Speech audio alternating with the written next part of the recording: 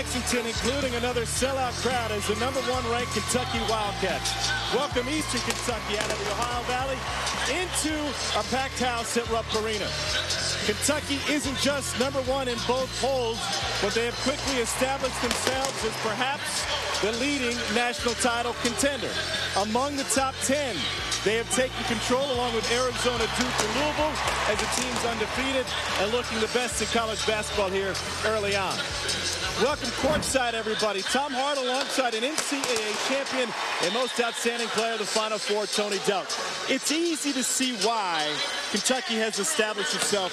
They're already looking like national champs. Yeah, this Kentucky team is a great defensive team because they are good leapers off the floor and they have great instinct and good timing. The beauty of coming to Lexington is there's always another team to compare this year's squad to. We didn't have to go that far back to find the 8th national champion here at Kentucky, the 2011-2012 team, and through 8 games, similar numbers, perhaps, Tony, the most impressive, this smothering defense. Yeah, the way they guard the paint is the best in the country. They have good leapers off the floor, they defend the ball on the perimeter, and you have to shoot over length and athleticism when you drive deep in the paint. Well, interesting matchup today between Kentucky's defense and Eastern Kentucky's offense. Jeff Neubauer's team doesn't do a heck of a lot at the rim. In fact, 50% of their field goal attempts come from deep. He's in his 10th season as a head man down in Richmond, and he took him to the NCAA tournament and a near upset of Kansas last year. Here's a look at their starting 5, and there's been a change for the first time this season. Deveron Muff will step in at the 5 spot. They'll be without 4-year starter Eric Stutz. He is out with a foot injury. Meanwhile, on the other side for Kentucky, John Calipari is in his 6th season as the head man here. Once again, the head man of a #1 ranked program, 160 wins against 37 losses here in the Bluegrass State. And his starting 5 is the Blue Platoon. The Harrison twins in the backcourt, Poitras at 6'8", then the size, Towns and Cauley Stein coming off of his best all-around game as a collegiate. The second 5 for Kentucky will have a new look today. Tyler Ulis, it was just announced, is not expected to play. He is not in uniform. So Booker, Lee, Lyles, and Dakari Johnson will have somebody new running the point as soon as John Calipari decides to go to his second 5. It's a unique look and unique contrast. The size of Kentucky against the shooters from Eastern Kentucky, who, Tony, put up 33s a game. Will they do that right off the bat? This team is looking to make this game a track meet. They're going to press, they're going to get up and down the court, and they're going to try to beat Kentucky shooting outside shots. Andrew Harrison runs the point for Kentucky. A Kentucky team coming up with a nice win against 6th-ranked Texas. Harrison all the way to the rack. Yeah, Eastern Kentucky at that time didn't pay attention to the ball. They had their eyes guarding their own man. Timmy Nip in his first season as a full-time starter gives it off to Jamil Powell. Just about everybody for the Colonels will handle the basketball, and they can all shoot from deep. It's very much a perimeter-oriented offense. And then if they can make buckets, they'll get into full court pressure right away. What they're going to do, they're going to space the floor. When you have 5 guys that can make the 3, opens up the court. Karl Anthony Towns commits his first personal, fighting for the rebound. You would expect Kentucky to have a major advantage on the glass today, though they were out-rebounded by Texas, -11 on the glass. Yeah, that Texas team was a physical team. One of the few teams we've seen match up with Kentucky size-wise early on in the season, and maybe all year. Yeah, Texas had the length, athleticism, and they had the bodies. And most teams don't have that length and athleticism and bodies like Texas did. They spread the floor. Nip got in, got turned around. Kentucky has blocked more shots than anybody in college basketball this year. So that is a dead end if you decide to drive. Talking about a disciplined Kentucky team on the perimeter as well as on the inside. Willie Cauley-Stein had a breakout game coming off of a career-high 21 against Kansas. And they get it to him on the block. Spins through a double team and finds Towns, who has his shot rejected. Wow. Timmy Nip with the block. It wasn't above the rim, but it was high enough for him to block Towns. And a corner 3 skips off. 0 for 2 from deep already for the Colonels. And those 3s are going to rebound long, so the guards have to come back and rebound. 2 Wildcats are there. It's picked up and thrown in, and a foul will be on Isaac McGlone. Karl Anthony Towns will have a chance for a 3-point play. Nice pass. Above, or should I say below the rim block. Still counts as a block. That's about timing. Something you're bragging about with the Kentucky guys, their timing and being quick leapers. Yeah, they have good instinct. They're disciplined, especially what they call it, son, and Carl Towns. Kentucky leads the nation in block percentage. They block 25.6% of their opponent's field goal attempts, 2-point field goal attempts, I should say. That's 1 out of every 4 shots. Andrew Harrison has it stripped, taken away by McGlone. This is Powell out front. He's got numbers and will take it himself. Jamil Powell, the junior from Bridgeport, Connecticut. John Calipari's team with an early lead.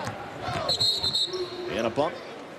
We'll bring a whistle on Corey Walden. This is an Eastern Kentucky team that has put together a couple of huge blowout wins already this season against lesser opponents. And so their rankings within the country are very impressive. Turnover margin is plus 15. They're second in the country in steals, and they hit their free throws. Yeah, they play at an up-tempo, but they take care of the ball. That's so important if you're going to be a pressing team. Harrison with the lob and the finish for Towns. That could be there all night.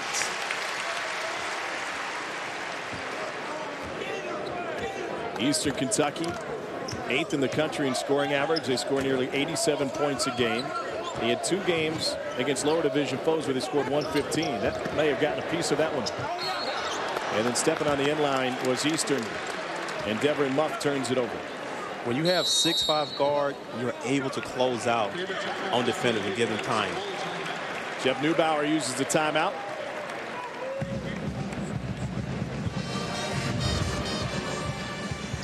Nice drive and the finish. He was able to draw the defense, and Carl Anthony Towns finished strong around the basket.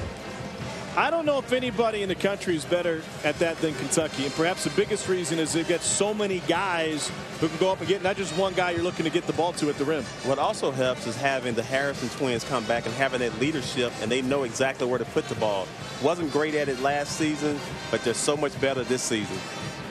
Eastern Kentucky makes the short trip up Interstate 75 here in Lexington to take on the Wildcats. A game of scare a couple of years ago in the NCAA tournament, 2005 in Indianapolis. It's a 3-point game with 4 to play when Travis Ford was the head coach. Eastern is located in Richmond, Kentucky, with an enrollment just over 16,000. Last year, their first round loss to Kansas, a round of 64 loss to Kansas, was their 8th NCAA tournament appearance. Rex Ryan and Lee Majors, couple of alums from Eastern. They had a couple of big games last year, including that one against Kansas. That was a 3-point game in the tournament with 3:39 to go. They had a 9-point lead on the Jayhawks in the first half. Might be a little bit different. That game was in St. Louis against Kansas, their top team. But coming here to Rupp, it got to be a little bit different for these guys that are in-state and playing in-state. I know it was for you the first time you played here. Yeah, it was just that scary thought of playing in front of so many people. But going back to that team that played against Kansas, they had 7 seniors. And when you have experience on your team, it gives you an opportunity to play with anyone in the country. They lost point guard Glenn Cozy. He was a first-team all-conference performer, taken away by Nip. A Kentucky turnover. And now it's rejected by Aaron Harrison. You don't usually think of Harrison as one of the great shot blockers. Hey, well, when you drive to the basket and you have that length, it helps out, even at the guard position. Got it with his left. Preseason player of the year in the SEC. You talk about bigs that can really move their feet. I mean, look at Willie Cauley-Stein playing defense 20 feet from the basket, 30 feet, and he steals it away. He had 5 steals in a win against Texas. And it's taken right back by McGlone. 3rd turnover for Kentucky. He has really good hands, McGlone does.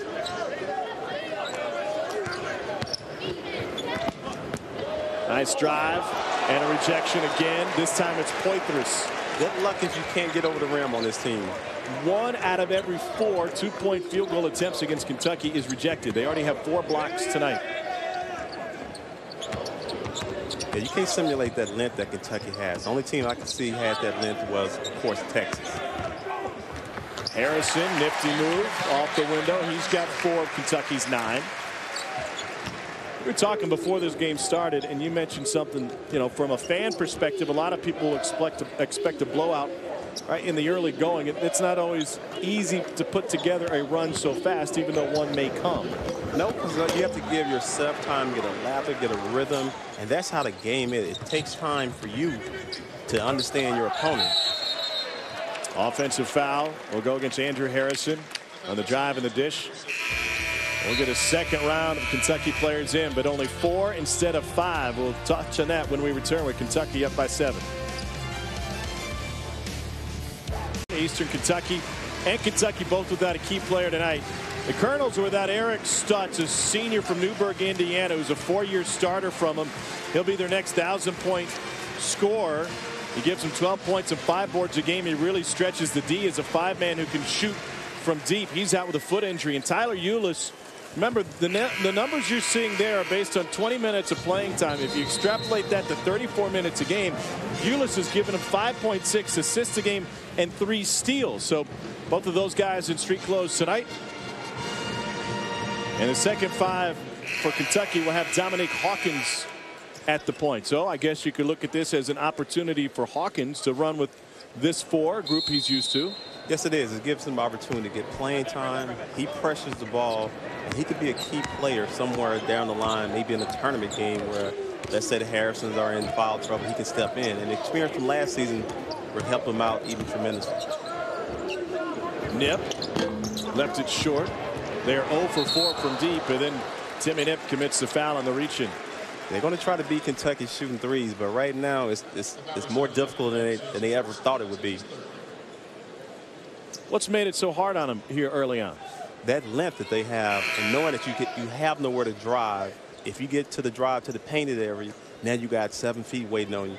So now they're going to have to take contested 3-point shots, and they're going to be difficult because the game plan is to not let them get those threes off. Jeff Neubauer was a longtime John Beilein assistant at both West Virginia and at Richmond. Booker with a baseline jumper off the short drive. And the rebound lost by Dakari Johnson, but he got fouled going up for it.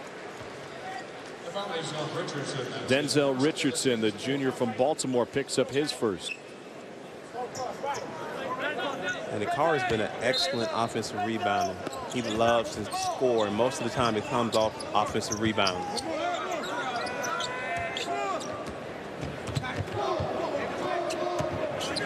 What's the biggest difference you've seen in the 2 platoons this year? Well, energy. When the second platoon comes in, it's more energy. You have Marcus Lee on the ball. They're picking up full court. It's up-tempo. They want to play faster.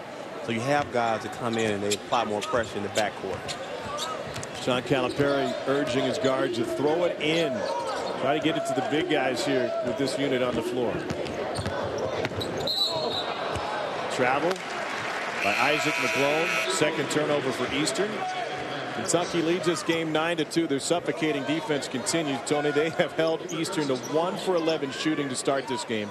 A couple of turnovers and 0 for 4 from deep. Now we get for the first time to see Eastern try to put on some full court pressure. You have to have a team that's disciplined on defense. That's where you win games, being disciplined. Lyles will take it all the way. A nice adjustment. That was a sweet move with the left-hand finish to the basket. Jalen Bab Harrison on the floor now for Eastern. Torrey Walton's got a tough task ahead of him, trying to replace a great point guard they had for the last couple of years in Glenn Cozy. And you can see these players have locked in on him. He's their best player. Nice ball movement. Denzel Richardson hits the Colonel's first 3 of the night.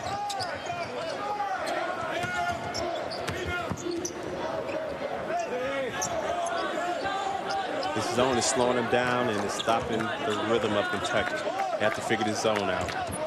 You got a man chasing Trey Lyles. John Calipari wants his offense to be not just more efficient, but simply more productive. Told me before the game, he said, we're getting 59 field goal attempts a game. We need that to be at 70, perhaps even 80. And there's a couple of different ways they want that to happen. This is what he doesn't want to see. He said, we can't be an offense that pulls it back out and has to reset. Booker with the drive will get a trip to the free throw line. Eastern Kentucky doesn't have any problem with that. What made that happen was they drew Kentucky into the painted area, made the pass out, extra pass, corner 3.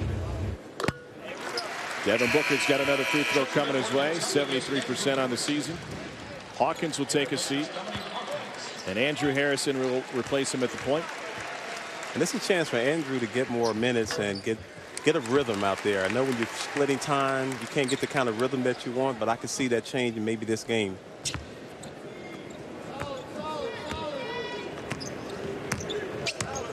It's probably the biggest critique of the 2 platoon system is each unit of 5 and each individual, as you talked about, when you start a game, trying to work up that lather, find a rhythm, find some routine. What a shot. Nice one by Richardson, who has 5. And then you're really asked to play a 20-minute game instead of a 40-minute game. And we've got an illegal screen on Marcus Lee, who extended his arms on Walden. It takes time to adjust. You know, you can't expect for them just to blow a team out in the first 5 minutes. These are young players, and it's like style makes fight. Give them time. Once they get the lather going, now they'll see where they can score the ball at. 5 Kentucky turnovers.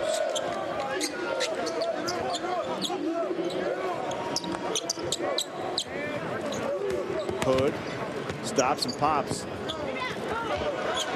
You can tell Eastern's just trying to find a little sliver of space to get up a shot, and they've forced some. Yeah, they're looking for some daylight. Booker can't knock it down. Eastern Kentucky has started this game 3 for 14. They've hit 1 of their 5 threes. But I think their game plan is to drive hard, and look outside if they can do that.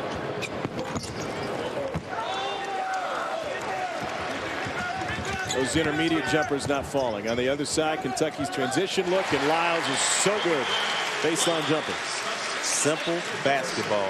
Drive, pass, feet set, shoot the ball. Keep it simple. Lyles gives them 8 points, 5 boards a game. And he has a really good basketball IQ. There's a 3 from Richardson, his second. The man in his face. He's got 8 here early. And John Calipari not happy on either side. He takes a timeout with Kentucky on top by 5. What is he talking to his team about here at this point with Eastern closing it to within 5? Talking about that last play where Trey Lyles gave up a 3 because he had his hands down. If this team is going to beat you, they're going to beat you from the outside, making outside threes. So you got to guard them with your hands above your waist, not below your waist. Well, that's exactly what UConn didn't do against Yale earlier this week, as Yale got a key win at Gamble Pavilion, a big-time upset. And college basketball will continue tomorrow on the SEC ESPN Network, as that same Yale team travels to the O-Dome to take on the Florida Gators. The game is also live on Watch ESPN. An up-and-down season for Florida. Picked to finish second in the SEC behind Kentucky. There's nothing to upset coaches more than anything when you don't follow the game plan. It's not like you haven't heard it enough. I mean, you heard it yesterday in practice. You heard it again today in shoot-around. John Calipari is not happy to start this one. Here's the lob and the finish. That's going to be there anytime there's deep penetration.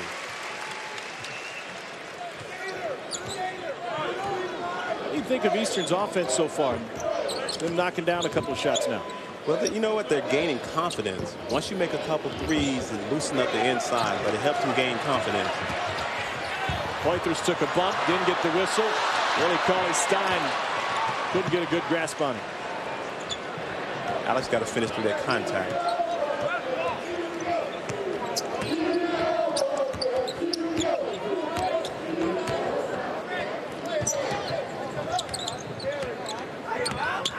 Daniel Norrell lost the basketball, taken away by Kentucky. Towns behind the back. He's such a skilled big player. To Towns, and the payoff and one. Wow.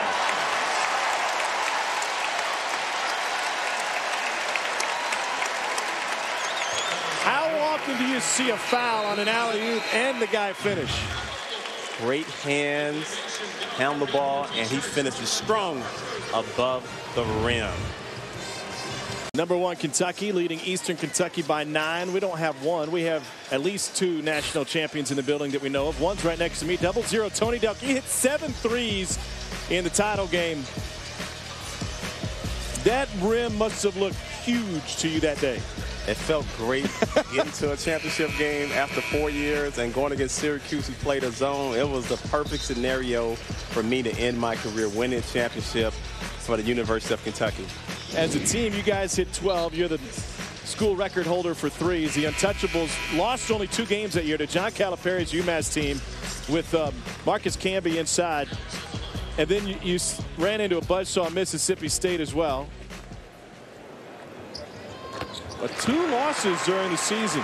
Were you guys aware, and it's something that probably applies to this team as well, were you aware how good you were, say, at this point in the season, or how good you could be?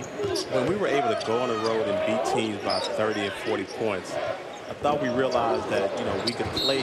We took our defense on the road. Your defense has to be your foundation, whether you're scoring or not. If you can take that on your road or a neutral site and win games, it says a lot about how you perfect the game. And we try to impact the game defensively by pressing, getting turnovers, and turning defense into offense. Well, you guys weren't. Pointress are going to get called for goaltending. This is a young Kentucky team. I mean, this is a Kentucky team this year that's playing perhaps record-breaking defense. Opponents only shooting 25% against them, 28%.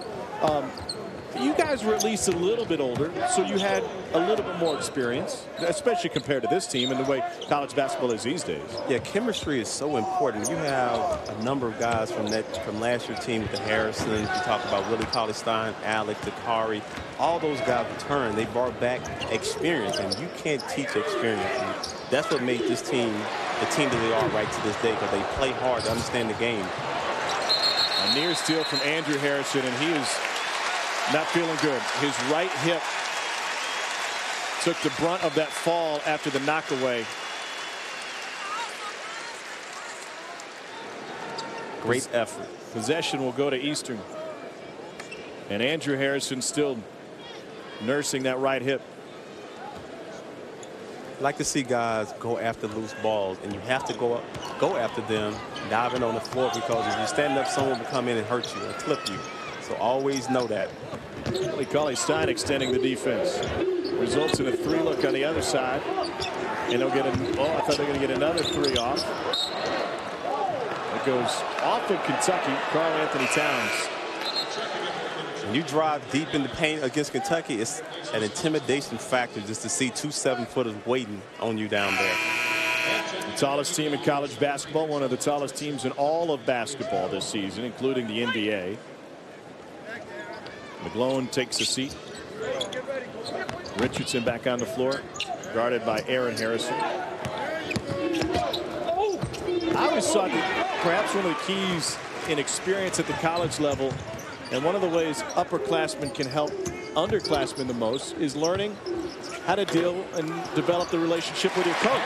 Relationship, it makes the offense run smoothly, and also you have to get acclimated going from high school to college, and it takes time. I mean, I struggled my freshman year, not playing a lot, but I learned from a senior by the name of Dale Brown, who really helped me learn the game of basketball.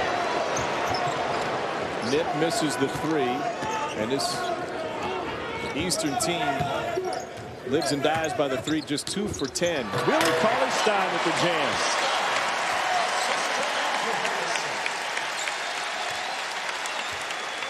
Kentucky's upped its advantage now. The lead is 12. Eastern has already gotten off 10 threes. It's way above their average of 30 a game. They're coming off of a loss to Valparaiso. They put up 37 threes in their loss to Valpo. Shot clock winding down. This is not a shot team. They're going to shoot that 3. And a push off. Trying to find an easier 2. It's the second personal on Jalen Bab Harrison. And to be a championship team, you have to be able to sit down in your stance and move your feet and have active hands. Strong baseline drive, seeing the basket, seeing the drive. You have to see bigs as they roll to the basket.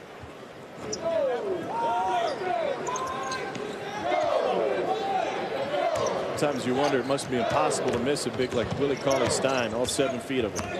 It's good to have guys like that to pass the ball to. Makes the game much easier. Look at this lob. Not a great look, but there to pick it up was Dakari Johnson. Yeah, EKU doesn't have that length, athleticism. They don't have the height down there, so you're going to have a lot of passes over the top of their defense that will be open for Kentucky.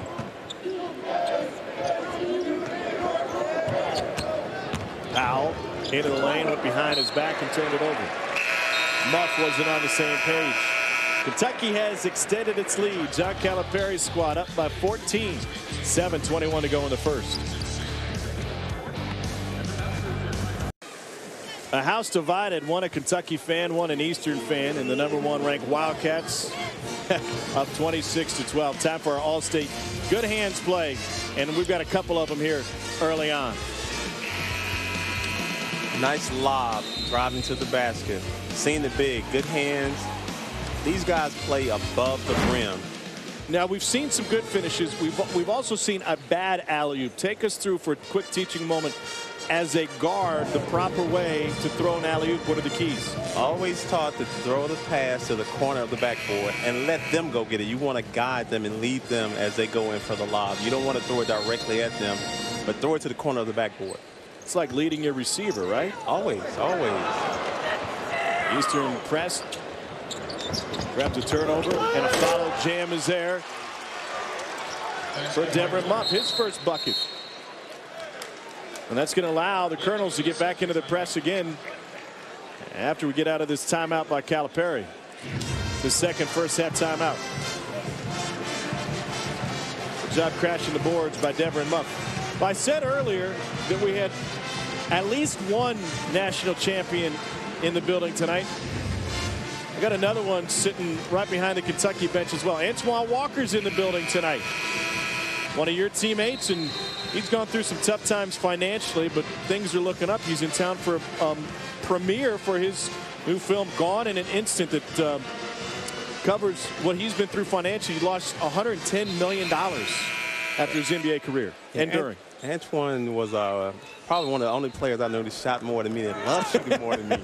But he was probably one of the most generous people that I came across. He was sharing. He took care of a lot of people. And tough story to see him in that position that he's in. But, you know, second, we all have stages in life and disappointment. But how can you turn that around? He's trying to help others now.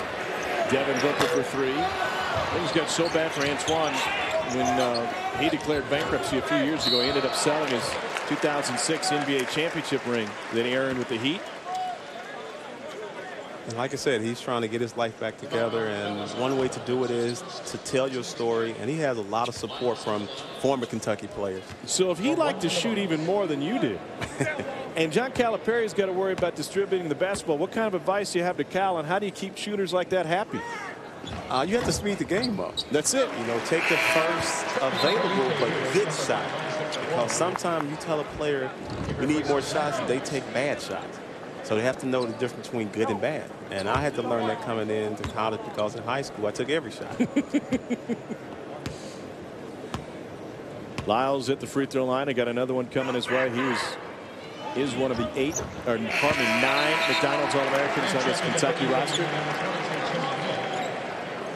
And I got a chance to speak with his dad, Tom, yesterday, and you could tell he understands this game of basketball. Dad played professionally, and he taught his son the nuance of how to play the game the right way and keeping it simple. Ball fake by Nip. Well, Eastern just hasn't been able to knock down those 15-footers. That was a good shot. Booker, he's missed a couple from deep. Kentucky's really struggling from three-point land again today. And over the last 3 games, they're now 3 for their last 22 from deep. And they will start making threes. This is more about the rhythm, getting the touches, getting your feet set. Offensive foul will go against Andrew Harrison. That's his second. And quickly, Dominic Hawkins is going to have to return. Remember, Cats are without Tyler Ulis today due to injury. Great job of EKU getting their feet set, and they've taken more charges than Kentucky will ever take, because Kentucky doesn't have to take charges because they have length and athleticism, and they'll meet you at the rim. Best shot blocking team in the country. Pass a little too strong. Per game, UNLV blocks more shots per game, but Kentucky's got a higher total and a higher percentage. Skip pass to Booker. All right, couldn't hit the three, so got a little bit closer. Simple basketball. Pump fake, one dribble, explode up, make the shot. Shoot it with confidence. And that's what he did on that particular shot. Kentucky shooting 50% from the floor. Eastern Kentucky just 23%. You know, that number holds. It actually wouldn't be the worst percentage put up by Kentucky on the defensive end this season. Nip had a hand in his face that time. Now 2 for 13 from deep. Booker still can't hit. I like that shot. Kentucky 0 for 5 from deep. I like that shot. He came down. He was in rhythm. He had just made a shot. Hawkins knew that, got him the ball. And he's going to make one. You know, like I said, he's been hot coming into the last 2 games. He hasn't made shots, but he's getting good looks. How do you, as a shooter, define a bad shot? If I miss it. For the most part, you want to make sure you have your feet set, your body square, and have good lift off the floor. And then you got to finish with a follow through and have some loft on that shot.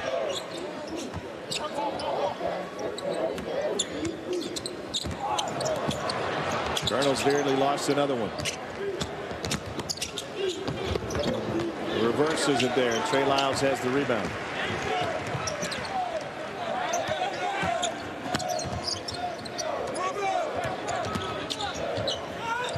That lob is there. They throw it to the rim on either side.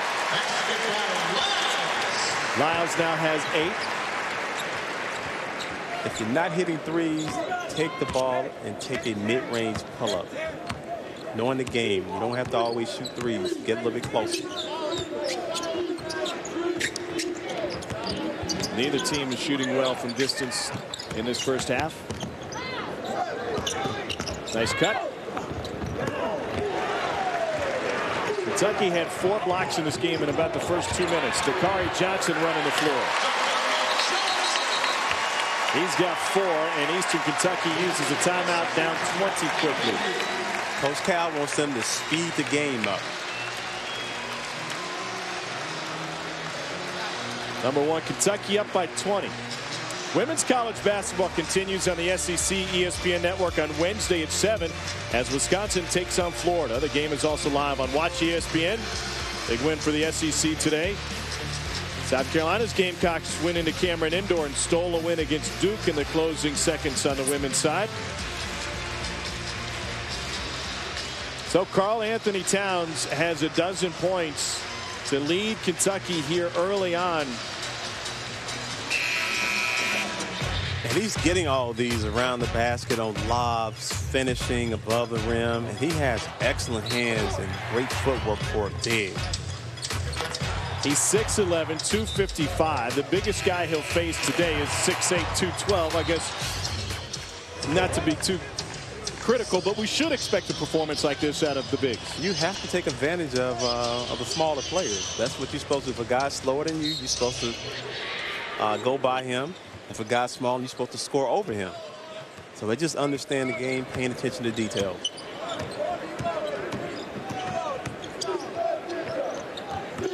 So primarily the starters back on the floor, except for Andrew Harrison, who's got 2 personal fouls. And Dominique Hawkins is taking his spot at the point. Individual defense, you got to set down. Another miss from deep for Eastern Kentucky, 2 for 14.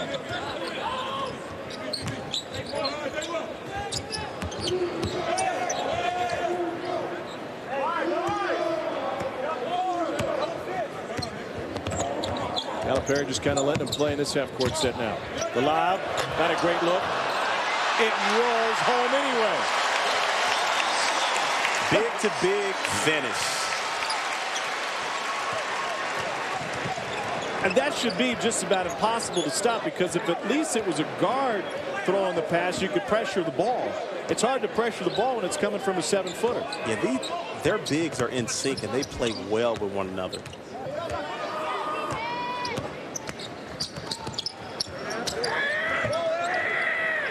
Kentucky stepped it up defensively and held Eastern without a bucket over the last 4+ minutes. McLaurin with a jump stop and a dish. Little scoop, spike to midcourt. That is not going to work today.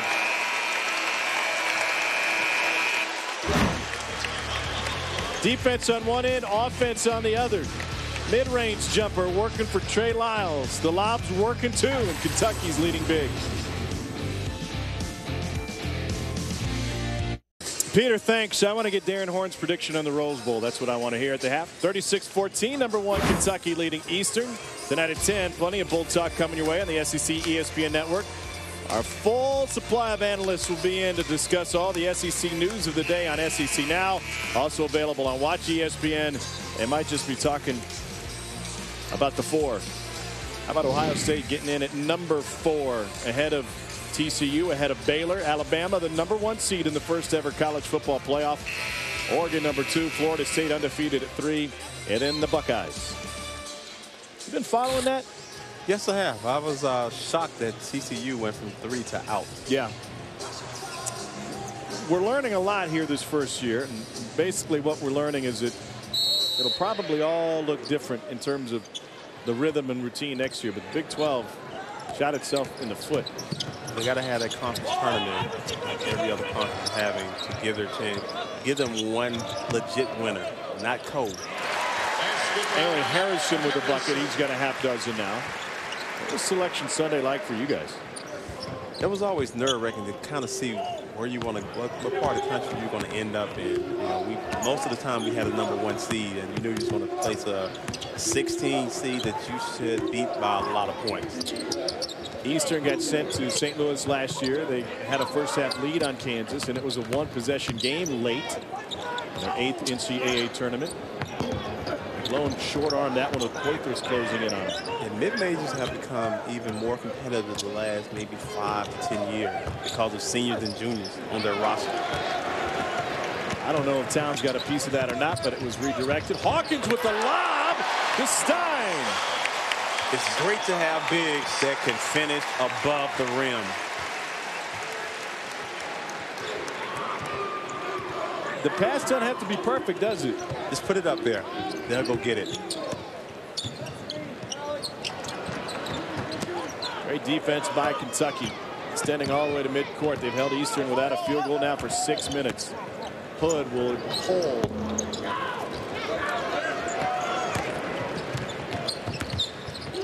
Two for 16 from deep. They're not on Aaron Harrison. Going off the shot clock. Yeah, that back line was open. Willie Cauley-Stein was pointing to the rim. Hawkins just a no-look over the rim pass to Willie Cauley-Stein. Finishes above the rim. If you're at Rupp Arena and you just want to watch a guy play, watch how Willie Cauley-Stein runs the floor. I mean, especially for a big. He's one of the best rim runners, not only in this conference, but in the country. You got to love a player that wants to run down the court, and you have to reward him at the end, and he will finish above the rim. Another miss from deep for Eastern Kentucky. Wildcats haven't hit a 3 yet. They're 0 for 6, but they've hit 68% of their 2s. Getting a little muddy near midcourt, and we got a tie ball. Will be Kentucky basketball. Can't pick up your dribble at half court. Have a plan before that happens. Pressure comes, fight through the defense. 31 field goal attempts for John Calipari's squad here in this first half. That'll be just above their average for the game if it plays out. On pace for that. He wants more looks. He wants an offense a little bit more up-tempo. He wants to spread out the shots for his guys. He's playing attempts. Yeah, he's playing 10 again today. Kentucky with the last look. Poitras got tied up. And he'll get Devin Muff for the foul. His first. And once they have knockdowns for threes, those driving lanes are going to be open pretty much all game long. They have to knock down a three to loosen it up. And inside, they can get whatever they want because of the height, the length, and athleticism. It's kind of deja vu for Kentucky against a better opponent, Texas. They didn't hit their first three until 2:40 was left in the game. That extended one of the nation's best three-point streaks. I think who is first? Would that be UNLV? Yeah, UNLV, the Big West, or the conference they used to be in, had the rule in play before the rest of college basketball, so they had a head start on everybody. Okay. Norrell trying to get it off before the buzzer. He does, but he left it short. Kentucky closes the half on a 15-0 run. They shut out Eastern over the last 7-14. And once again, they hold an opponent under 20. It's a 41-14 half, led by Towns with a dozen. Now let's take you to Peter Burns in the studio for a halftime report. That is a pretty decent way to end the half. And it's fitting we end with a defensive highlight. Number one, Kentucky has held Eastern Kentucky to just 14 points in the first half. They shut them out over the last 7 minutes and 14 seconds of the half. Tom Hart, Tony Delk. It's something we started the game talking about. Kentucky's defense is off the charts good, and they're showing it again tonight. Yes, they are paying attention to detail. If you get in that painted area, you're going to have long arm athletic, and they are great leapers off the floor. Well, let's take a look at some highlights now from the first half. There was some great offense as well. Karl-Anthony Towns had a dozen points in the first half to lead all scores. He's a force around the basket, rebound the ball with two hands. It's a Kentucky team that got to the rim with ease, as you would expect against these guys. Yeah, they're able to drive at will, and they just have to make the extra pass when someone steps up. Kentucky is plus 20 on the points in the paint. Willie Cauley-Stein getting a friendly roll to send that one home. And then that was a higher percentage shot met at the rim. Here's a look at the first half numbers. Eastern Kentucky held to just 17% from the floor, 2 of 17 from deep. Kentucky is plus 11 on the glass, and the Colonels have yet to go to the free throw line. Now, in play is Kentucky's streak of 908 consecutive games with a made three. Remember, last game against Texas, they didn't hit their first until 2 minutes and 40 seconds remained in the game. But there's one thing that John Calipari hasn't been pleased with and wouldn't be through the first 20 minutes will be the outside shooting as Timmy Nip hits his first field goal. Yeah, he didn't want to give up a three to start the half, so I know that's going to upset him as a coach. In a game like this, is he looking for perfection, execution, effort, or all of it? We're looking for execution and definitely, you know, them paying attention to detail, understanding what they need to do to improve. So each game is a time to improve. Nip has scored 5 right out of the break, a 3 and then a drive, and Devin Booker is the guy drawing the ire of John Calipari now. Timmy Nip, the senior from Olive Hill, Kentucky, played here at Rupp Arena as a high schooler at Elliott County, and he feels right at home here in the second half. Kentucky dominating Eastern Kentucky, but the Colonels have scored the first 5. Let's take a look at Tony Delk's top 5 in the SEC this season. But why do you like these 5? I like Jarvis Summers. He plays at a pace. He knows how to score on all levels, getting to the foul line, layup, three-pointer. Aaron Harrison doesn't play as many minutes as some of these other players. Clutch three-point shooter that can knock down shots. Levi Randolph, Mr. Do-It-All for Alabama. And then you have, like you said, with the big Jordan Mickens double-double waiting to happen. And Bobby Portis, long, athletic, one of the best rim runners in the country. Some talent in the SEC. Loose ball will go to Eastern. I tell you what, I had a vote in the preseason poll, and I had Willie Cauley-Stein as the preseason player of the year. John Calipari is going to get Willie Cauley-Stein and his group back onto the floor. This is a guy, Calipari, who's always looking for teaching moments, and he's had probably more teaching moments tonight than he wanted. Well, the younger unit that comes in, you know, he's trying to teach them the game of basketball. The first unit pretty much has experience. They have guys that played in big games. And you're trying to get your younger guys seasoned and ready for the run in February, March. This is a team that gelled at the right time last year. putting it together in March and making a run to the Final Four. Chemistry is so important, and you don't want to peak too soon if you're a college team. First free throw for Eastern on the night, and it's knocked down by Jamil Powell. You could say the same for Eastern Kentucky last year. They went 11-5 in the OVC, and they're able to spring an upset in the title game. Stolen away by Nip. Here come the Colonels. Timmy Nip has it rejected at the rim. Cauley-Stein can cover some ground, but UK couldn't corral the loose ball. It's now a 20-point lead. They make it difficult for you to score at the rim.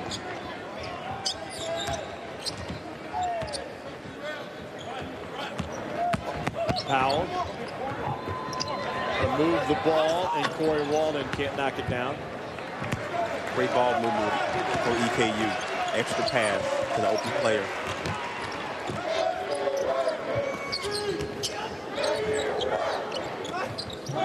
Towns doubled, and he walked with it, trying to make a move on the baseline. Well, even though there was a mistake, Willie Cauley-Stein recovered. He's got closing speed.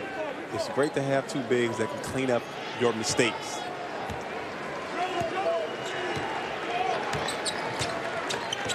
Eastern Kentucky has scored all 7 points in the second half. What makes a Kentucky big, great, excellent defensive players is they see the ball. That back line has to communicate and they have to talk to the guys out front. Nice hesitation move. Shot clock now at 5. Loose ball, and it's tied up. It will go to Kentucky. They did that against Texas. They forced 22 turnovers against the Longhorns, scored 19 points off of them. And they held Texas with 29% shooting. That was their 4th consecutive opponent the Wildcats held under 30% from the floor. Corey Walden commits his 2nd. And you're talking about a team that really sets down their defensive stands, slide their feet. But that back line is so important. You have a team that's trying to win a championship. They have to communicate and let the players know up front when screens are coming, when there's hard penetration, they step up and let you know. And when you drive to the basket, just know you got to shoot over 2 7-footers. Trey Lyles is deadly from the baseline. He's got it 10 now. Is that harder to do when you're playing with new guys? Because this is still a lot of chemistry to be worked out, depending on the blue team or the white team, and still one of the youngest teams in the country. Getting a chance to go to on that Bahamas trip really helped with their chemistry because you got a chance to start a lot earlier than most teams, and you played against professional teams over there. See, I thought they just went for the snorkeling. That's always a fun trip to go to the Bahamas. Think about getting out, having fun. Lyles tried to find Willie Cauley-Stein. He threw it away. And he gets charged with the foul on the drive. That'll be the first personal on Trey Lyles. Drive hard, come to a jump stop, complete your pass. Jalen Bab Harrison returns for Eastern Kentucky. The Wildcats having a hard time taking care of their basketball. 4 of their last 5 possessions have ended in a turnover. This is a stretch where John Calipari is just kind of, we use the term survive and advance in basketball all the time. They just got a couple more games that they've got to get through. After after Columbia comes in here in 2 days, they would have already played a third of their schedule. And sometimes, it's tough to play against opponents who you're supposed to beat by maybe 30, 40 points. How do you keep the interest and stay focused when you're playing against the EKU? Harrison drives. Towns had his hands on it for a second. It'll stay with Kentucky. Well, that won't be a challenge when North Carolina comes in for a noon tip on December 13th. Roy Williams' squad has been up and down this season. Lost at home to Iowa last week, but at least you'll get a name opponent. And they have an excellent guard in Marcus Page, who is great using the pick and roll. And they have bodies on the inside, long, lengthy players. But Marcus Page is a guy who I know they will definitely zone in on and try to stop him from making shots on the perimeter. So 2nd foul on Timmy Nip. And so Willie Cauley-Stein at the free throw line. Carolina's got a couple of bigs, but they don't move like Kentucky's bigs move. I don't know of any big moves like this guy does. Now, these guys right here are special players. Look at Willie Cauley-Stein. If he can play the consistent ball that he played against Texas, that this team is even more tough to play down the stretch because they have a guy like him that can score on a low block, and then you have scoring from the outside and inside. They're going to be tough to guard. Willie Cauley-Stein is going to pick up the point guard at midcourt, or at least the two guard in this setup, Jalen Bab Harrison. You're talking about a player that can guard all 5 positions. Look at that. They switched with him onto Richardson. He's switching with a 7-footer 22 feet from the basket on everything. He sits down in the stands. He slides his feet. He is D'd up on all 3 guards in this possession, and he forces a turnover on a carry. Excellent defense. The old man on the crew, Willie Cauley-Stein, providing great defense in the half court and running the floor. Tony will break down UK, where they stand now, and what's the future for this squad.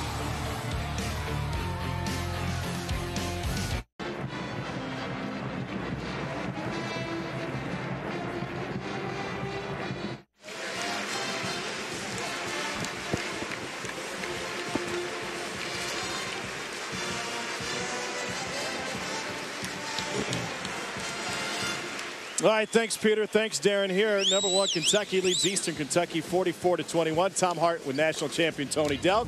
Let's get your breakdown on Kentucky. What makes it seem so good is that they're willing to share the ball, but on defense and offense, you look at them, they can score around the basket, finish everything above the rim, and they play through contact. And they have great leapers off the floor, and it allows them to get out and get easy buckets in transition. They pay attention to detail, but when you get inside the paint, it's hard to see over that length. Kentucky leads the nation in block percentage. They came into this one with 169 blocks, 69 blocks on the season.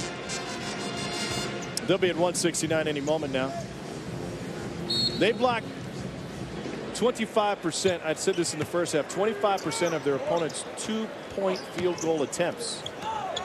And we saw guards blocking shots in the first half. It's not just the bigs.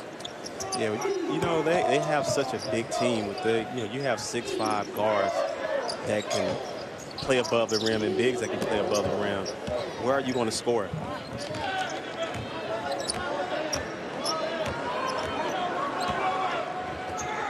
Towns was looking for a lob. Instead, a baseline jumper is short. And that back line is open if they just look and just throw the ball to the rim, to the corner of the backboard. And those guys will definitely go and get it. UKU's done a better job of getting ball pressure on the guards here in the second half, and that one will result in a foul on Jalen Bab Harrison. That's his 3rd. We've got a great audience today watching, no matter where they are. There's an audience watching in the bus on the way back from Louisville today. Matthew Mitchell's Kentucky women's team is coming off of a huge road win. They knocked off #7 Louisville 77-68. They're down 13 at the half. Janae Thompson took over. She scored 16 of her game high 19 in the second half. It's a big win for the Cats, so congratulations to the ladies. Coach Mitchell had taken the ladies program to a whole nother level. They're able to compete with the likes of course, everyone in the SEC, Tennessee. You're talking about Texas A&M. They're going to be right there with those teams competing. It's a couple of big wins, as I mentioned earlier, for the SEC on the women's side today is South Carolina. Whoa! What a jam by Karl Anthony Towns in traffic. Strong finish. Just throw the ball to the rim and let them go get it. Taken away by Willie Cauley-Stein. He will lead the break. Poitras will take it himself. And he'll get a trip to the free throw line. No look to the basket. Strong finish by Karl Towns. There's a thought on the women's side. South Carolina went into Duke today in a top 10 matchup and came from behind to beat the Blue Devils.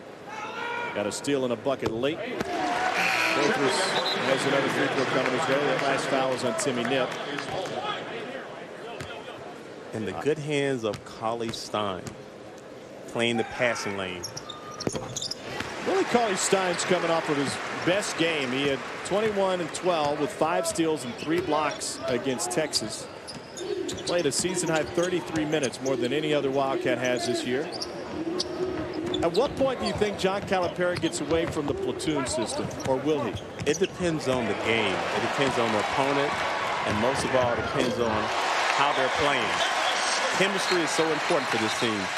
Aaron Harrison with the steal and the jam. Kentucky with a 52-23 lead. 10th dunk of the day for the Wildcats. That has powered them in the paint. Talking about an open court steal and a finish at the basket. Easy as it comes. College basketball continues tomorrow on the SEC ESPN network at 7 o'clock as Yale takes on Florida. Game also live on Watch ESPN. Gators ran through the SEC last year, undefeated in conference play, made it all the way to the Final Four. They had to replace Scotty Wilbekin, the SEC Player of the Year. Among the 4 seniors that were gone, Florida still picked number 2 in the SEC behind Kentucky that garnered all 20 first-place votes. There's going to be a lot of movement on that second line. That'll be there's certainly a drop-off, but there'll be some competitive games among the teams in the bottom half of the league. There will be. There was the South Carolina win of Oklahoma State and gave them their first loss. So you know you have teams that can compete, but are they at the level of Kentucky? In most cases, maybe not, but you're going to have teams that can try to win, and they're going to make it tough for Kentucky on the road. We got 1 block, and the second one was basket interference, so credit Denzel Richardson with the bucket. 8 blocks for Kentucky tonight. And when you have this length and athleticism, it allows guards to be able to shoot the lane, shoot the gap, and also you can guard one-on-one, because where can a guy drive when 2 7-footers are back there waiting, are quick leapers off the floor? Paul Jackson off the bench and commits his first personal foul. Kentucky second only to UNLV in blocks per game, averaging 8.6. They take pride in blocking shots. Midcourt trap is solved with ease, and it ends with a lob. Big-to-big combination finishing.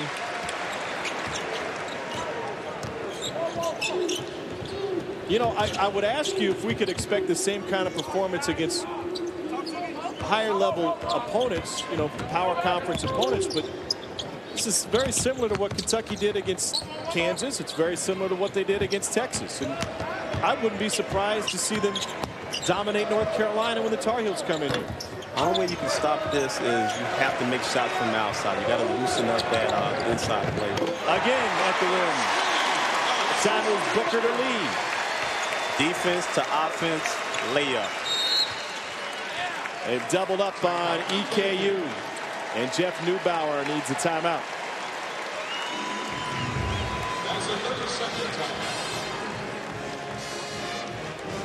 Big-to-big finishing above the rim. It wasn't the best of passes, but if you got good hands, and again, Marcus Lee does what he's been doing since last season, finishing with the lob.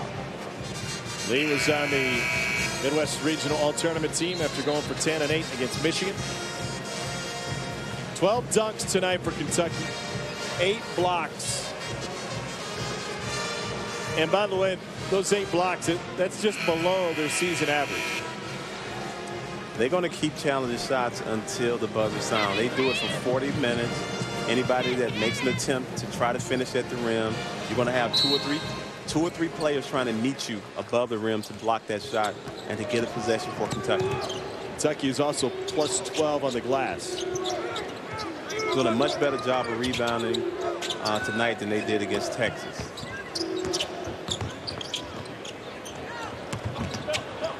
They tried to close that on a three-point shooter. For the first time, it seems Eastern was able to get to the rim. Denzel Richardson used the ball fake. Booker on the run. Lyles. And we get a foul before it. have to come to a jump stop, make a simple pass, keeping it simple. And the way you do that is, just because you're speeding up, you still have to be able to play under control. John Calipari wants his team to play a little bit faster. He wants more possessions. He wants more field goal attempts. And they will get better at it the more they do it at practice, because you have bodies now. And those bodies are definitely pushing the other players to be the best that they can possibly be. McGlone off the back rim. Talking with Calipari about his practice schedule today. He said, really, if you have a 2-hour practice, the way Kentucky's been doing it as of late is you get a warm-up period and then maybe 30 minutes of drills. And then it's either 5-on-5 or it's 5-on-nothing. So you're working together as a unit, and it's not so much bigs on one side, guards on the other. Let's work a lot of individual drills. This team, one of the youngest in the country, is learning its craft by playing full speed, essentially. Yes, and you have to be in sync with your teammate to know his strengths and weaknesses. And the only way you can do that is by practicing hard, understanding each other, and being willing to make sacrifices. Lee playing good perimeter defense. Nip looking for a screen. There's 5 on the clock now. See what the ball fake gets him. Off the window and in for Corey Walden. Tough shot, but this kid's he plays with a lot of confidence. He believes in his game. He was OVC Defensive Player of the Year. McGlone with the steal. Walden will get a trip to the free throw line. It's his second on Booker. And back-to-back buckets for the senior from Daytona Beach, Florida. The Stetson transfer, Corey Walden. He took over the OVC. He leads Eastern Kentucky 56-31. But the Cats have yet to hit a 3. They've knocked one down in 908 consecutive games. You have to go all the way back to November 26th of 1988. When they lost to Seton Hall in the Great Alaska Shootout. What a misnomer the shootout was that year. UNLV holds the record. Kentucky is second all time as Walden makes it a 3-point play. UNLV has hit one in 915 consecutive games. This EKU team has picked up the pressure, and they're playing much better this half than they did the first. Is it simply the pressure, and is it individually or as a unit? It's more of a unit because they're a team that plays in sync with one another, and they know their strengths and weaknesses, and they know they have to make threes in order for them to be in this game and to drive and get some layups every once in a while. One thing that's been great for Kentucky, the 3-point defense. They've held Eastern Kentucky to just 3 for 22. So perhaps a precursor of things to come. Columbia comes in here on Wednesday night, a team that set a school record for 3-point attempts last year out of the Ivy League. Talking with John Robick before the game, he said those guys will do the exact same thing in the half court. They just don't move as fast in the full court. Nip got free and he got rejected, and he went down hard. He got rejected by the rim, and that made it a violent landing for Timmy Nip.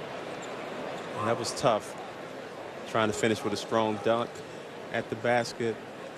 But that was caused by Karl Anthony Towns gambling, trying to go for a steal. And you always know there's going to be backline help. Marcus Lee got whistled for his second personal foul. He made contact up high on Nip as he was at the rim. Nip is a Kentucky kid out of Olive Hill. He played here at Rupp Arena in 3 consecutive high school Sweet 16s and in the 2009 state semifinals for Elliott County High School, and it's good to see him up and moving on his own accord. He went to try to finish above the rim. You have to credit him for not being scared and intimidated by the length and athleticism.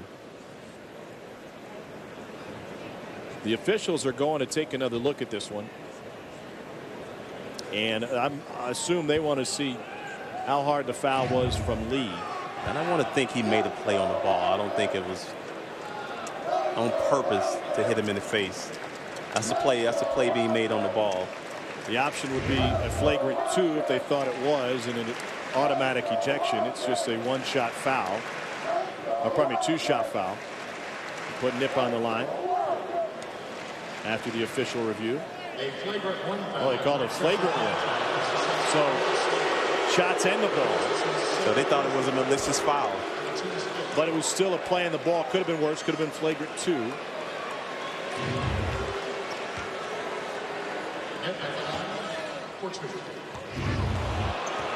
It's hard when you jump off with one leg and try to finish above the rim. If you get hit, you don't have balance.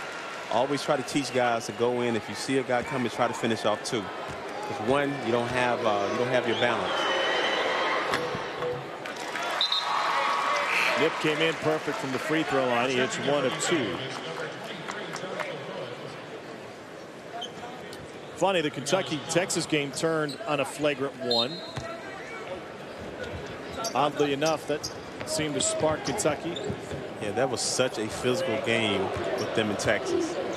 You know, both Rick Barnes and John Calipari said after that game that they didn't think, not to degrade the officials, but they didn't think the officials were prepared for it to be played at such a physical level. It's hard to gauge when you don't see that many big bodies and potential pros on the court.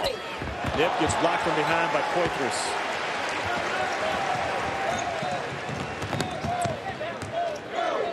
Aaron Harrison into the paint. The lob. Nip did a good job of getting back to close out. Yeah, that was thrown short. You still got to throw it at the corner of the backboard. Let Marcus Lee, his athletic ability, go and get it. Another block. Blocks on consecutive possessions. Double digits in swats now for Kentucky. 10 after that rejection by Lee. That was Poitras 2 trips ago. And the help side defense. As a penetrator, how aware would you be going against that Kentucky back line? Well, you have to know from watching film and a scouting report that these guys are going to challenge every shot at the rim. So you have to have a mid-range game, or as a guard, you need a floater, because a big man cannot block a floater. Possession arrow belongs to Eastern Kentucky.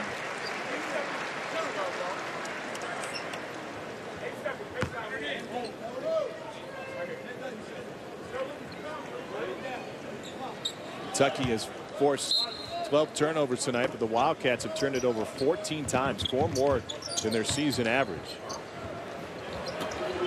Off the mark, Towns pushes it out front to Marcus Lee.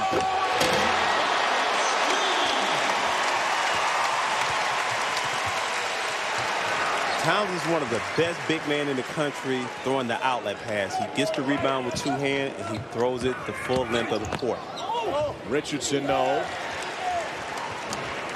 Just his second miss from the floor. Walden and Richardson carrying the load for Eastern Kentucky. The rest of the team just 4 for 32. A foul on the drive. This is an outlet pass. Rebound, head up, seeing the play.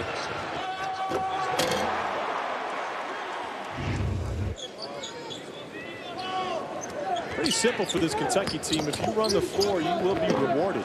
That's how that is unselfish basketball, when you're able to get out on the break and transition and pass the ball ahead. You see a teammate 3-on-1, give the ball up, make the right play.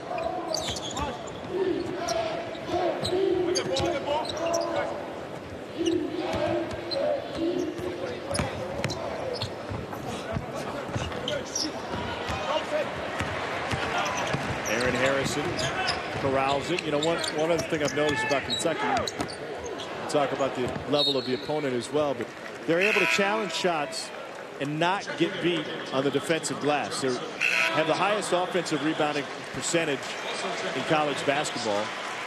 So bigs come over to help, and the other guys pick up the slack. They're still able to get the rebounds. Yeah, you call that rotation. You got to rotate when somebody goes, the weak side go and block a shot. You have to be there and cut back to stop another big or another player from getting a rebound. Nice ovation for Marcus Lee as he left the floor.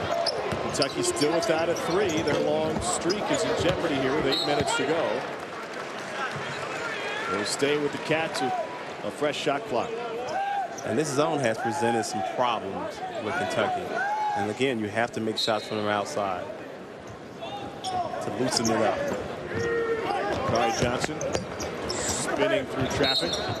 Followed his own miss, but he got fouled before that. That'll be the third on Devrin Muff. 60 to 33. The lead is 27 for the #1 ranked team in the nation. Back to Rupp Arena. The final 7:59 after this.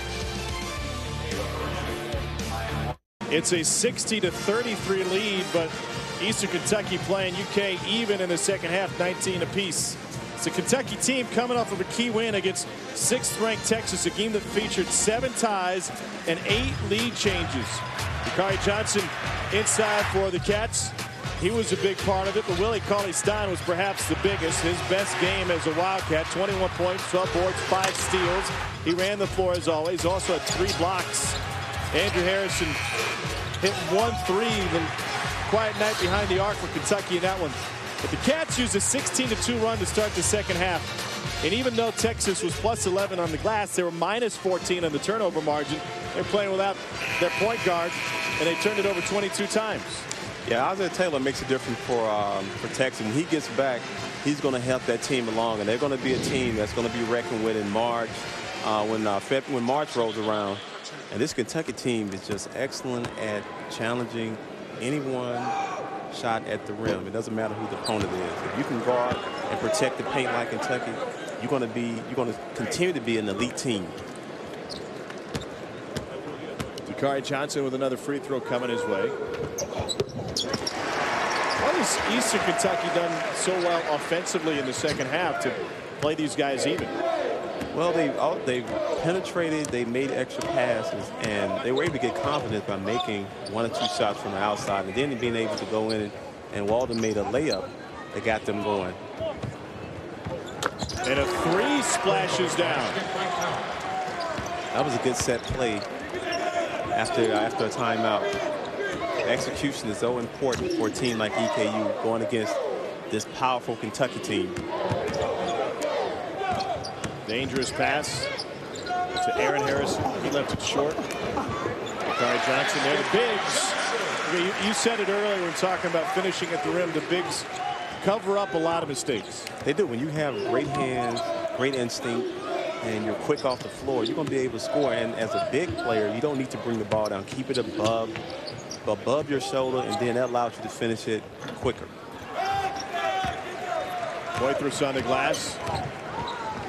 Remember, Kentucky playing without Tyler Ulis today, freshman point guard, the second team unit. Another lob and another finish. Just put it towards the rim and let the bigs do the rest. I know we're talking about difference in level of competition, but is this a Kentucky team that can win big games without shooting well from the perimeter? Can they win those games? You have to stay focused, and I'll always say, take your defense everywhere you go, and their defense is their foundation. Believe in it, because sometimes you might not make shots. But as long as you can stop them from scoring and your foundation is defense, you're going to win a lot of games. Defense wins championship. Offense wins games. Willie Cauley-Stein lost it on his way in. 6:15 to go. This guy does about everything for him. Just put it at the rim. Let him finish. Well, a lot to talk about within the Southeastern Conference, and tonight at 10 on the SEC ESPN Network. Join all of our network analysts as they discuss the news of the day on SEC Now, including Alabama, the #1 seed in the college football playoff. And the rest of the bowl assignments that have come out late this afternoon and throughout the evening. There's a 3. Oh, it was halfway down. Kentucky made just 1 3 against Texas. They were 1 for 12 from deep. And it came with 2:40 left. And they're without a 3 thus far tonight. You have to keep shooting. I knew you were going to say that. Powell knocks it down. He gets 10. As a shooter, you have to have amnesia. If you miss a shot, so what? The next shot will come your way. Be ready in the stands, down to shoot the ball. Cross-court pass to Devin will be. How about Lyles? He's short. It's almost like it's a lid on that basket from the three-point line. Kentucky now 0 for 9 from deep. That Seton Hall team that ended Kentucky's streak. That was a team that lost the national title game to Michigan Guys like Andrew Gaze and Ramon Ramos, PJ Carlesimo's team. And one of my teammates from Charlotte Hornets, Glenn G. Money Rice. Neil Robinson hit the game-winning free throws to secure a national title for Michigan. A 1989 national championship. In 1988 against Seton Hall was the last time Kentucky did not make a three in a game. And this team is getting great looks from the outside. It's not like they're getting challenged three-point shots. They're getting open looks. And again, you have to shoot those and take those shots with confidence. That was Eddie Sutton's team that lost to #1 Duke to open the season. Lost that Seton Hall game by 3. They had a losing record overall, and in the SEC just 8-10. Derek Miller, Reggie Hansen, Sean Sutton, part of that team. Chris Mills, who gave 14 a game that year. And he's the only guy in Kentucky history with a triple-double is Chris Mills. Isn't that mind-blowing in the history of this great program? Came on December 27th of that year.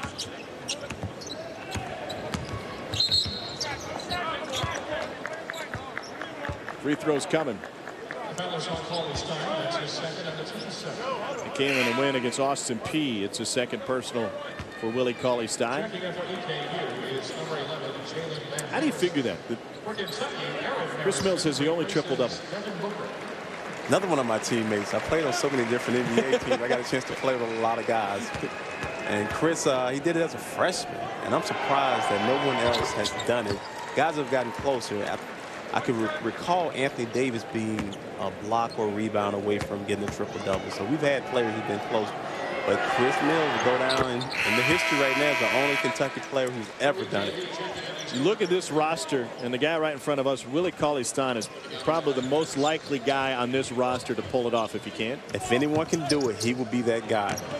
Aaron Harrison able to break the press. Willie Cauley-Stein left it short, but there to pick it up was Towns. 16 for Karl Anthony Towns. We have about 4 minutes left in this game tonight. What have we learned, if anything, new from Kentucky tonight? Is that they still sit down and play defense regardless of the score. They're a team that doesn't play the score. If you're going to be a great team, if you have 30, 40 points close game, you play to the horn sound. And that's staying focused, paying attention to detail, and that's what this Kentucky team has done in every game. And the crowd know they need a three-point shot. Yeah, Big Blue Nation is well aware of what's on the line here. The only three against Texas came with 2:40 left. That's a higher percentage shot. Double figures now for Cauley-Stein with 11. And that was the game against Texas last time that was obviously still very much in doubt when Kentucky hit its lone three with 2:40 to go. Yeah, it was late. They were playing with fire that particular game with their record on the line. They'll count it. And Cal just wants his team just to continue to improve each and every game. He's more concerned about that. He said he's been frustrated with the offense. Well, this is efficient offense. 3:14 to go, 69-43. The only thing in doubt is whether or not this three-point streak will continue for Kentucky. Do you think there's anything that John Calipari is unaware of when it comes to his program? I don't think so. I think Coach knows what's going on, and somebody has basically whispered in his ear that Kentucky has a streak of 908 games that could be broken by EKU. And so you wonder, coming out of that timeout, if Kentucky may have something set up to try and get a look, if not this time down the court, within the half court. Eastern Kentucky has kept the pressure on the entire game. It either have to come from Aaron or Trey Lyles. We're talking about that's going to make a three. It's a deep three. He got it! Aaron Harrison puts it to rest. Out of the timeout, they set it up after they broke the press, and the streak will live. One of my top 5 clutch three-point shooters. It doesn't matter if it's in the postseason or a random December weekend in a 30-point game. This wasn't a game-winning three, but there was something on the line. Clutch. One of the most cut three-point shooters in the country.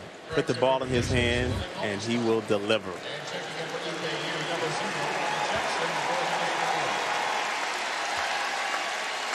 Corey Walden at the free throw line. He made 3 clutch threes in consecutive games in the NCAA tournament to get Kentucky to the Final Four. And you have to find him, and you have to know where he's at. He's a guy that, the bigger the game, you know, he's definitely involved, and he trusts and believes in himself. He can make that shot. And he's made it over and over during the NCAA tournament run. Is there any one thing that clutch shooters have in common? You have to have your feet set, ready, and you have to have confidence when that ball leaves your hand, and you have to want to take that shot when the game is on the line. Most guys shy away from it, but the great players, they want to be the one to win the game. They want the accolade of winning. Well, now they're unstoppable. That seal was busted, and Karl Anthony Towns hits his first of the season. And timeout taken by Eastern Kentucky, their final one. Wildcats missed their first 10 threes. They've hit 2 in a row now.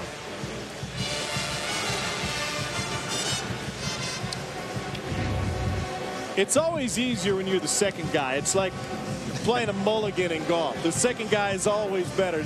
They weren't going to go to Towns for a 3 with the streak in jeopardy. It was only after Harrison extended it. No way were they going to Towns to keep the streak alive. But again, you know, the lid is off the basket. Take Aaron Harris, who was one of the, you know, best clutch shooters in the country. You know, that's what he does well. So when the game is on the line, you're going to see him out there because Coach Cal trusted him because of what he did during the NCAA tournament run. And he's one of your unsung leaders and heroes on the court because of he understands the bigger the game, the more important the shot is going to be, and he wants to take it. I'm willing to bet that John Calipari let his team know either during that timeout or before just how important it was to knock one down from deep. He knows a lot about the Kentucky history. Don't think he doesn't know.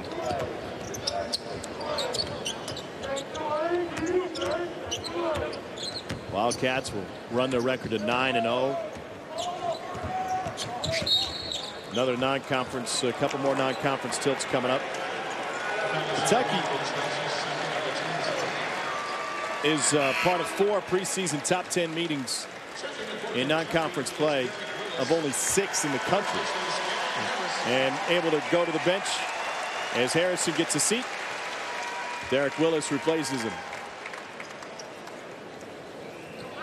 That Columbia game Wednesday night on ESPN2. I'll be here with Sean Farnham for a 7 o'clock tip. And then North Carolina is in town on December 13th for a noon tip. That'll be a fun one.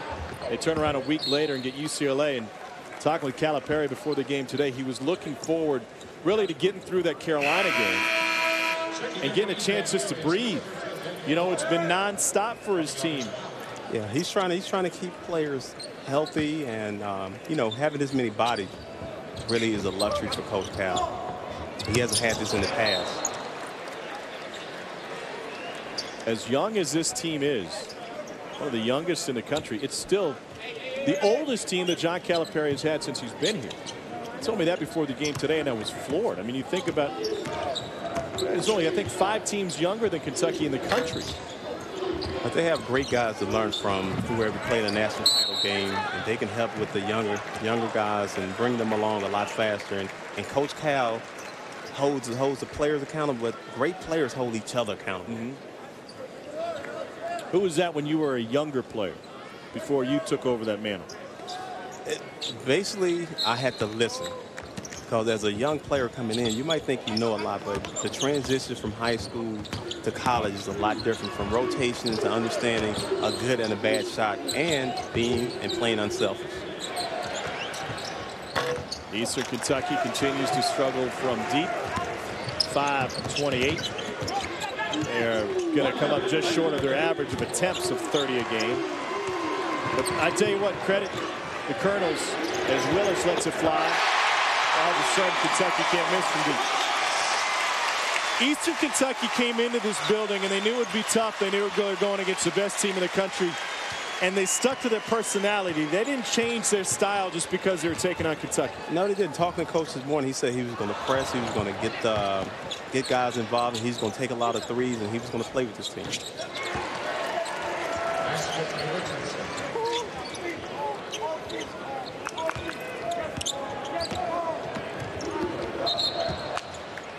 A bump by Norrell for his second.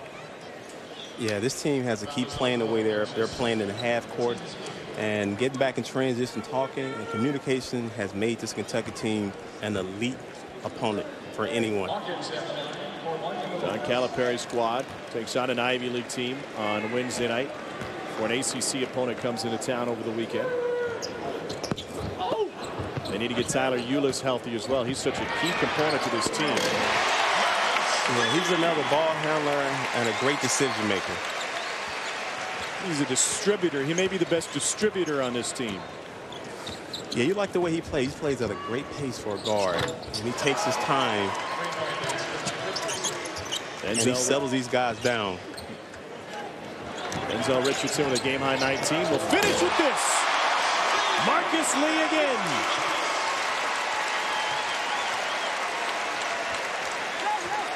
17th dunk of the game for Kentucky. And Big Blue Nation will go home happy. The three-point streak is extended. A 9-0 start is completed. And the #1 team in the nation remains undefeated with a dominating defensive performance again.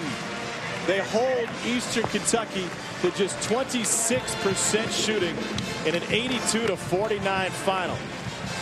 So the Wildcats undefeated. Eastern Kentucky drops to 4-3. And the Wildcats plus 20 on the glass to continue their domination today against the Colonels out of the OVC. Once again, our final, Kentucky 82, Eastern Kentucky 49. For Tony Delk, our entire crew, I'm Tom Hart. Coming up next, it's SEC Rewind. 1992, Alabama versus Florida. So long from Lexington.